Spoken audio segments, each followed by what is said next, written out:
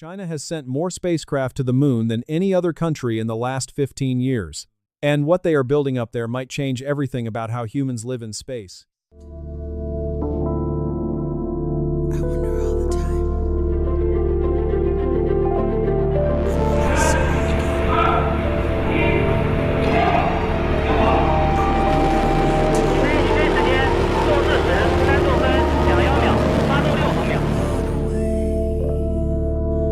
Run away to you. One must wonder. I wonder to you.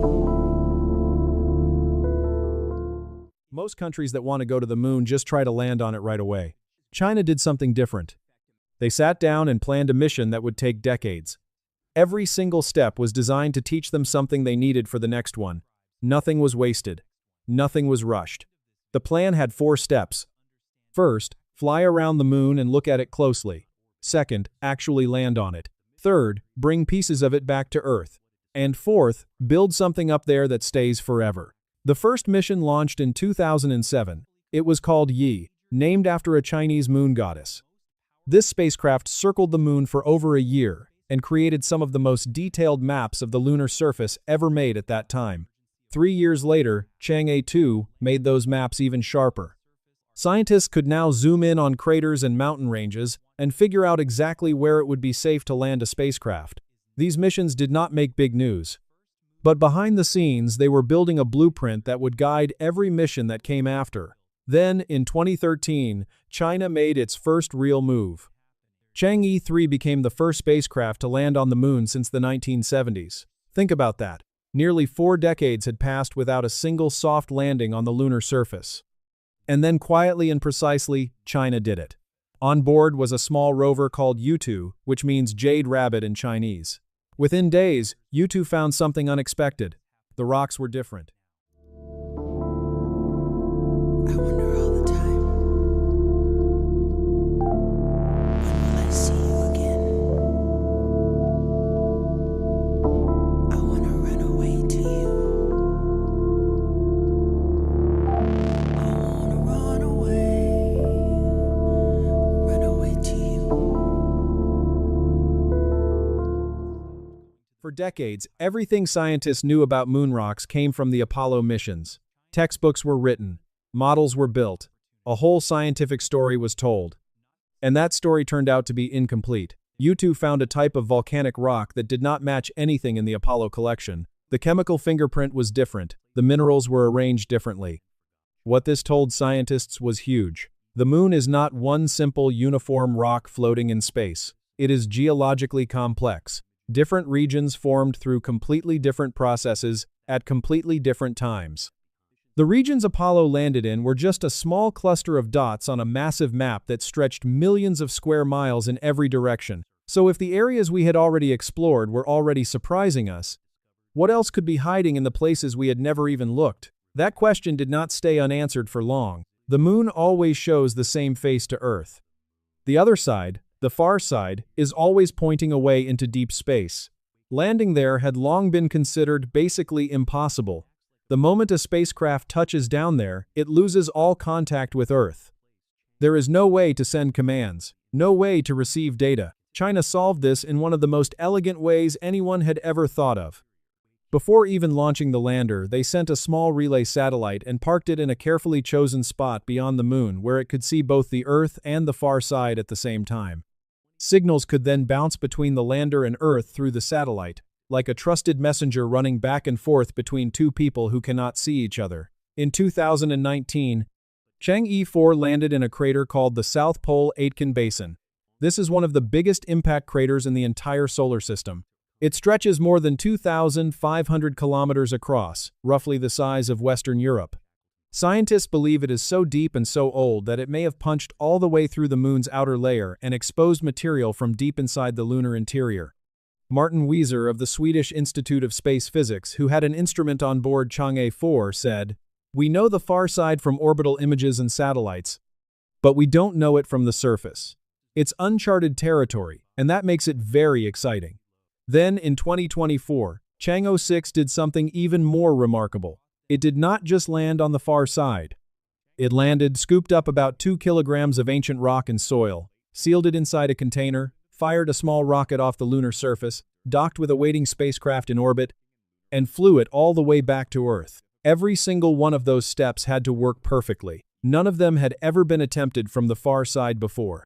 The rocks that came back were about 2.8 billion years old and showed clear signs of volcanic activity far later than anyone had predicted.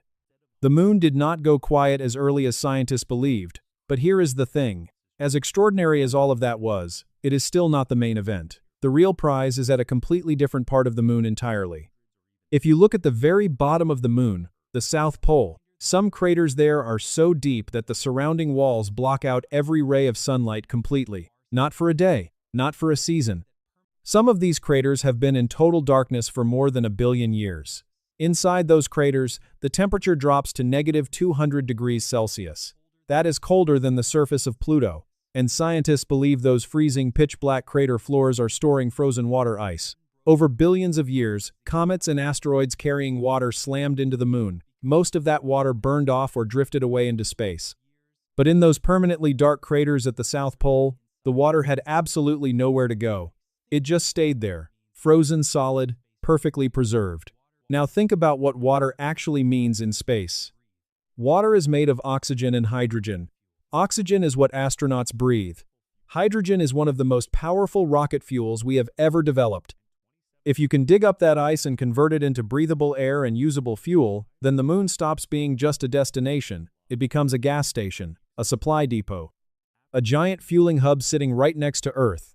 Future missions heading to Mars or even further out could stop at the moon, fill up, and continue onward. The moon's gravity is only 1/6 of Earth's, so launching fuel from the moon into space would cost a fraction of what it costs from home. Whoever builds this first will have a head start on everything that comes after for generations. This is exactly why China has a mission called Chang'e 7, planned for launch in 2026. To find and confirm that water ice, you cannot just orbit above and make guesses. You have to go directly into those dark craters. But normal rovers run on solar panels. No sunlight means no power. China's answer is something that has never been used before in the history of lunar exploration. A small robot that can jump. Instead of slowly rolling across the surface on wheels, this hopping probe can leap directly into the permanently shadowed craters. It carries instruments to detect water molecules in the soil, sniff out hydrogen, and analyze frozen deposits deep in the ground. It goes in, does its work, and gets out of places that would destroy a standard rover within minutes. The full Chang'e 7 mission also includes an orbiter, a lander, and a surface rover. All 4 components work together as a single coordinated team, constantly feeding information back to scientists on Earth. If Chang'e 7 confirms large water ice deposits in those ancient craters, it would rank among the most important discoveries in the history of space exploration. But finding a resource and actually using it are 2 completely different things. That is the job of Chang'e 8, planned for around 2028. This mission will test something called in situ resource utilization, which simply means using what is already on the moon, instead of shipping everything from Earth. Experiments will try to heat and compress lunar soil into solid building blocks, essentially baking bricks out of moon dust. Those bricks could be used to build landing pads, protective walls around habitats, and roads for rovers. Other experiments will explore pulling oxygen directly out of lunar minerals.